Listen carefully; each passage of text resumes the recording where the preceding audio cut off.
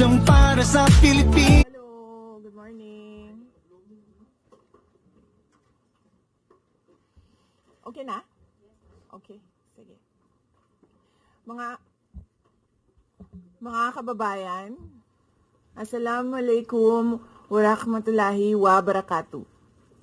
Madayaw, maayong adlaw, kaninyong tanan. Magandang araw sa inyong lahat. Sa mga nakaraang araw, marami ang humihingi ng reaksyon, komento, o damdamin. Damdamin ko sa issue ng impeachment na naihain laban sa akin.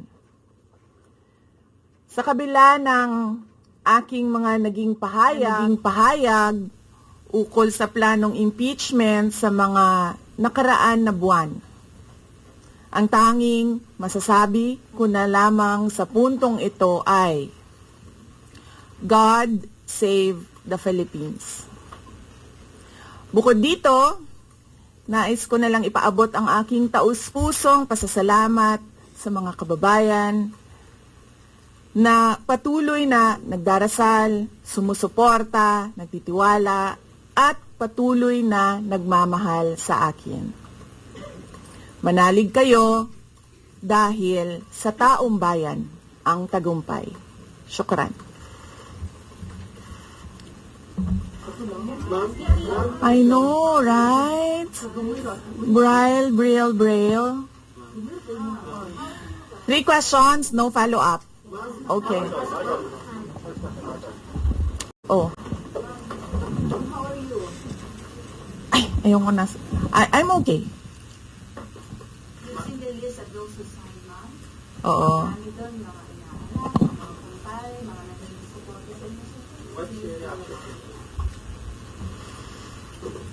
Sabi kasi, ito lang daw basahin ko.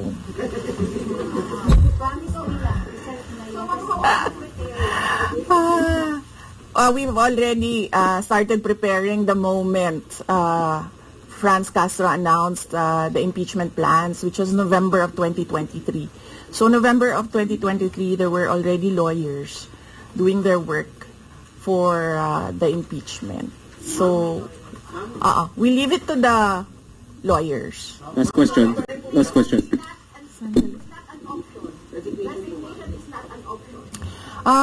Wala pa tayo doon, ma'am. Masyado pang malayo yung mga ganyan na mga bagay. Nandun pa lang tayo sa pagbabasa ng. Actually, ma'am, wala pa tayo doon dahil yung mga abogado lang yung nagtatrabaho. Hindi ko talaga alam kung anong ginagawa nila. But I have a meeting with them. Last question, please. The president said he has nothing to do with the impeachment. I do not want to answer that question. Next. Mag-confirm po ba na si dating Pangulo Rodrigo Duterte isa sa mga abogado niyo para sa impeachment? I do not want to answer that question. Yes, ma'am. Nakikita niyo po ba na may ihahalin tulad ng sitwasyon ngayon ng bansa sa 1984 ni George Orwell? I do not want to answer that question. Last question.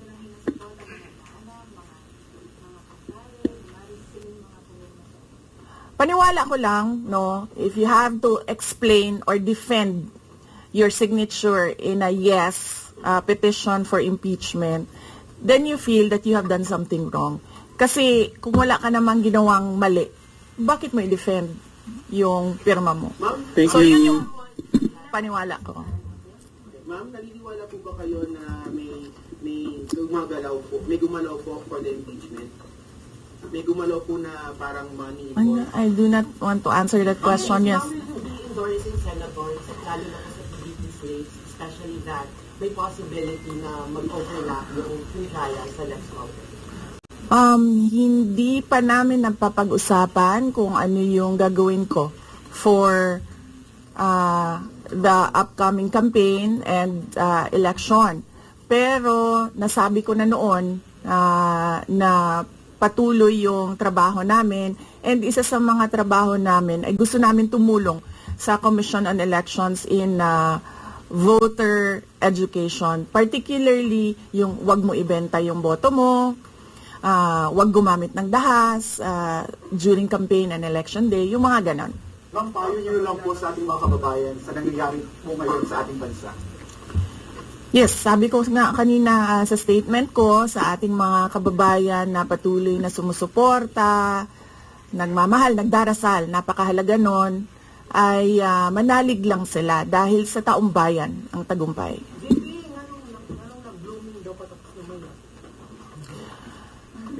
Nganong naakadri sa Manila na taga Davao man ka? Thank you, OVP Media. Yes, sir.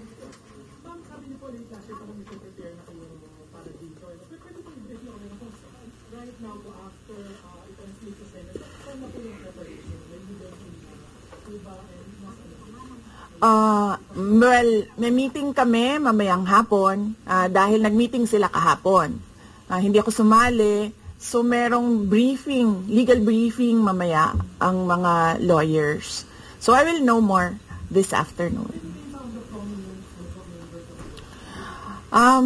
Pakikita nyo na yan pagpasok nila ng kanilang entry of appearance. Ma'am, tuloy po ang trabaho kahit may pinaghahandaan po kayo. Yes sir, opo. Kakatapos lang po ng planning conference ng Office of the Vice President. So we did it last Tuesday, Wednesday, and Thursday para po sa 2025 and 2026. So for 2025, may mga maapektuhan ba na programs ng OVP? Yes, nag-announce na kami na wala kaming wala kaming burial and medical assistance dahil tinanggal yung line na yon sa budget so hindi ka na pwede maglagay ng budget How doon. about the other programs now? Tutuloy siya. How confident are you that you won't be convicted in the impeachment court? Wala pa tayo, masyadong pang malayo yan, ma'am. Wala pa tayo, hindi pa natin inaano yan. Final question, Na-assess ngayon. Final question. Number one for Nagtanong ka na ba? Kanina? Sige, ikaw. Final question, Lance. Before na you were seriously considering to run for 2028, now na may impeachment na, are you more decided to run in 2028? Okay. So, wala pa tayo dyan. Wala pa tayo dyan. But, nasabi ko naman di ba, paulit-ulit kung we are seriously considering that. But it's difficult to decide without numbers. So, kailangan malaman yung surveys and numbers. Sa next year pa yun. Oo. Sir, nagtanong ka na? Sir. Kyoto Yes, News, Ron. What are you concerned na yung possible consequence that you can be disqualified from public office kung magkaroon ng conviction? Yes, sir. Oo. Alam ko po yung penalties ng impeachment. And the moment na nag-resign ako sa Department of Education, before ako nag-resign sa Department of Education, pinag-isipan ko na lahat yan. Sa ngayon ba, masasabi ninyo na lalo pa kayong nainganyo na ituloy ang pagtakbo sa 2020 presidential election? Nasagot ko na ata yung kanina sa question ni Sir na nakaitim. Sir. Number one in the articles of impeachment was your assassination threat to the president. Do you regret making that statement last night? I did not make an assassination threat to the president. Sila lang nagsasabi niyan. Sila lang nagsasabi may assassination. Sila nagsasabi may assassin, may gunman. Next po, GDB. Not say that. Sola. Ano kayo if confident kayo sa numbers ng House? And sabi nyo, hindi kayo confident. And nagkatotoo nga, ngayon sa Senate, you said na parang meron kayong confidence sa mga senador. So, ngayon, how do you feel about that? Do you still feel confident with the numbers in the Senate? Sandali, Mama. Kailan ko sinabi yun, may confidence ako sa numbers sa Senate? Ano exact na sinabi ko? Sorry I cannot remember the exact words that I used. Parang medyo confident kayo with regards sa Senate, sa mga friends and allies. Unlikely ako magsasabi ng ganyan ba? Pero I need I will answer that next time. Now, sa Senate. Supposedly received nila yung impeachment complaint the other day, pero nag-close sila kagad because of the last session. Well, that is their prerogative as a body, no? So we have to respect the Senate kung ano yung desisyon nila dahil sila yung mga nandoon sa loob. So far, you feel assured about your allies in the Senate? We haven't talked. I have not talked to my friends in the Senate. Wala. Last question, please. Bakit? She's going to the impeachment po, ma'am. Sabi daw po niya, she opposed to impeachment daw po. Bakit kaya? Maybe we should ask. Maybe we should ask her first. Bakit niya i-block yung impeachment? How do you feel po? Sabi ni Didi, hindi nga supportado yung impeachment, pero number one na, unang-unang pumirma yung consulted actually. He would consult. Kasi sabi, ito lang daw basahin ko. Yan, ang daming nagbabantay sa gilid. Nausap niyo na ba yung father niyo after your impeachment? Wala pa. But nagpadala ako ng message through sa kanyang assistant and sinabi ko na ano ba sinabi ko? Hindi ko maalala. I think I said everything will be all right. Yan ata ang sinabi ko. His reply was a song. MacArthur's Park. So, nagpadala siya ng video na kumakanta siya. Hindi ko pa nabasa, ma'am, yung complaint, but I understand lahat ng mga complaints na na-file sa House of Representatives nabasa na ng mga lawyers.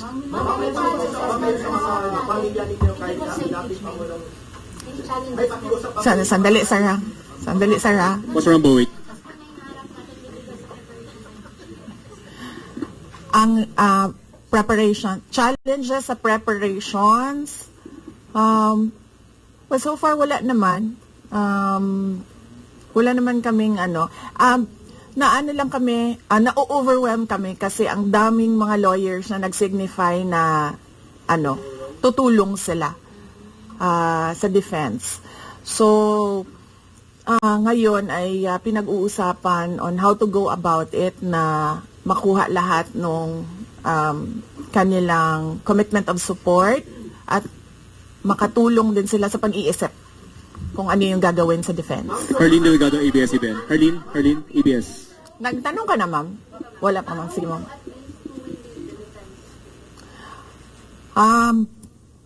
Sabihan ko na lang sila na mag-announce na sila kung gusto na nila mag-announce. Pero yung father niyo kasama pa rin? Kasi sabi niyo before, your father would be helping also. Well, he is welcome. He is a lawyer.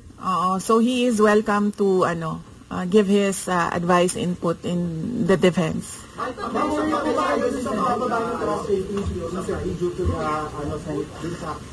I will not answer that question. Yes, I'm sorry. Yes. Yes. So what happened was nag-indefinite leave siya, and then she was admitted to the hospital doon sa Davao City na hospital siya, and then discharge siya ng mga doctors with ulitin ko.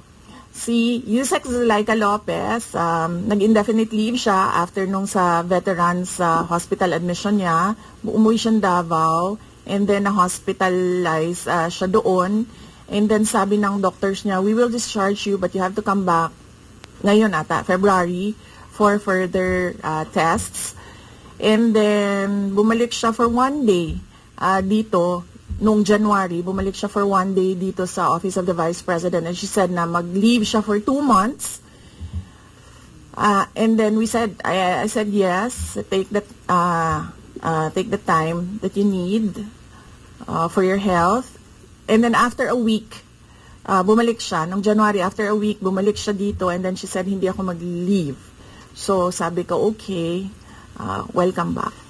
Ma'am, nakikipag-usap ang INC, meron bang pakikipag-usap kayo sa INC? Dahil sila po yung nag-rally against para wag tuloy yung impeachment. Hindi pa po kami nagkausap ng INC, sir, pero nagpapasalamat po ako sa INC at sa buong sambayanan sa kanilang pananawagan ng kapayapaan. Ma'am, kamusta po ang staff ng OBP? Nagtanong ka na, sir? Wala pa, sir.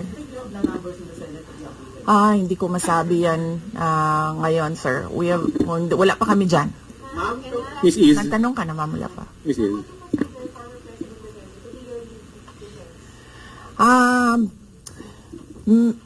He will, maybe if he wants to, he can be part of the defense team. But because of his age and because of rigorous preparations in an impeachment case, baka sabihin ko sa kanya na wag na lang siyang mag-lead dahil medyo may edad na si former President Rodrigo Duterte. He's already 80 years old this year. Kamusta po ang staff ng OBP after they heard about the impeachment po, ma'am? Ano po naramdaman po nila na when you were impeached by the House?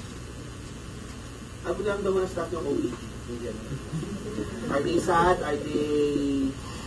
Are they worried po ba, ma'am? Hindi ko alam, pinagtatawanan lang nila ako dito sa gilid kasi hindi daw ako sumunod. Sabi, basahin lang daw talaga ito.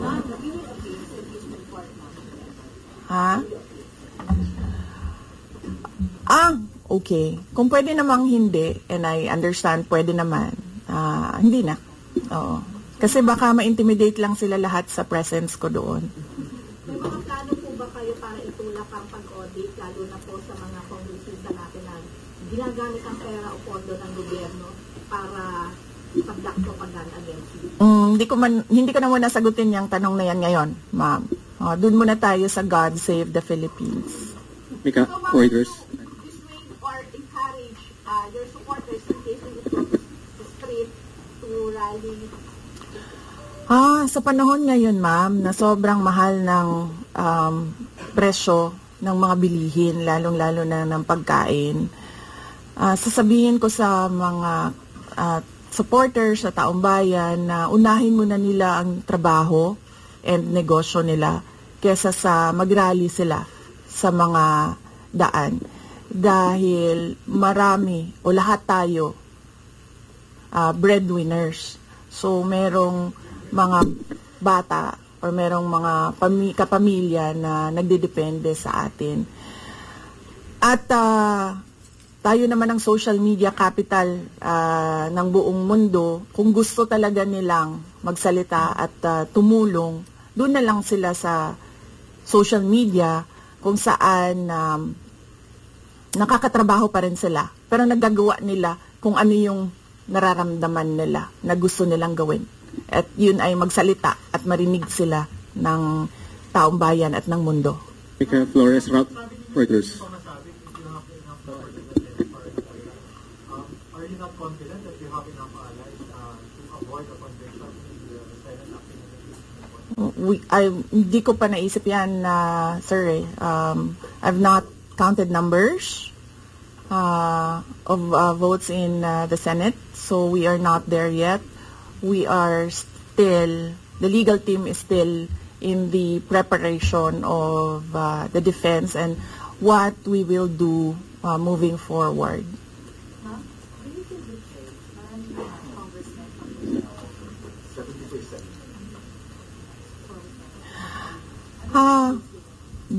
Do I feel betrayed? Actually, ma'am, wala akong feelings. Wala akong feelings about it. Kasi, kung napapansin nyo, wala naman kasi talaga akong barkada na politiko. I don't join their circles. But we are friends, yes. But kung ninong at ninang lang ng mga anak, walang ninong at ninang na politiko ang mga anak ko. Oo. Maliban kay Stonefish, dahil nandoon si former President Erap Estrada. So, I don't move in the circle of politicians. Kaibigan, yes. But to say that meron akong close relationship, personal relationship with them, wala naman. Kaya siguro, ganyan din siguro kadali sa kanila ang magdesisyon about the impeachment. Kasi wala naman talagang something that is worthwhile sa aming pagiging magkaibigan. Last question, Nung last Jason. ng impeachment, nagkaroon po ba kayo ng prior information na may impeach kayo sa House on the last session day? Or may nag-PM ba kayo? Naka-receive po ba kayo? Or nag-take? Yes. Oo, si JC. Si JC. Hindi siya natulog. Sabi ko sa kanya, matulog na JC kasi ang mangyayari ay mangyayari kaya sera-sera. Diba? Comment yun lang po, ma'am. Alam ko matagal na ito, but the QC Prosecutor's Office did nasura yung patong-patong na kaso against you. Yes. What was your initial reaction about that? And second po, any updates, security details natin, ma'am, tuloy po ba yung pag-try po natin ng privacy? Okay, hindi ko nasasagutin yan ha. Dun lang tayo sa God Save the Philippines. Ma'am, Okay. last na lang po ma'am on my end. Ma'am, you said God save the Philippines. Gaano na po palala ang problema ng Pilipinas ever since na nagkaroon ng issue sa impeachment na ito? Parang, ano po yung nakikita niyo yung problem sa Pilipinas ngayon at bakit nila tinunay itong impeachment na ito? Gaano kalala ang Pilipinas na pag-iwanan na tayo ng panahon at ng ating mga kapitbahay dito sa region at napag-iwanan na tayo ng mundo. Malala siya since na nagkaroon ako ng understanding. Kasi 1990s, tapos 1990s, magulo. Well, sa amin, magulo sa Mindanao. And then, ngayon, nagbabadya ang gulo sa Mindanao. So, parang wala namang nagbago. So, malala. Sobrang malala. Dahil, kung nakakausap mo yung mga tao na arawan yung kanilang sweldo, yung pera nila hindi na talaga sapat para sa pagkain, para sa kuryente, para sa bahay, para sa tubig, para sa pag-aaral ng kanilang mga anak. At kung basihan natin yung pag-alis ng mga Pilipino sa sarili nilang bansa ay sobrang malala dahil sobrang dami ng ating mga kababayan ang pumupunta, nakikipagsapalaran sa ibang bansa dahil wala silang makita na pag-asa, wala silang makita na oportunidad dito sa ating bayan. Kaya parang nakakaawa na tayo dito sa loob at nakakahiya yung estado natin kapag iniligay mo siya in a global stage na kung saan pinapanood tayo ng ibang mga lahi at ibang mga bansa. And because of that, tapos na tayo. Diba? Maraming Thank you. salamat Thank you, sa oras Salamat. ninyo. Magandang umaga. Oh yeah. Yes, Happy Valley. Oh, basing on the palakpak ng mga kasamahan ko sa Office of the Vice President, okay naman sila.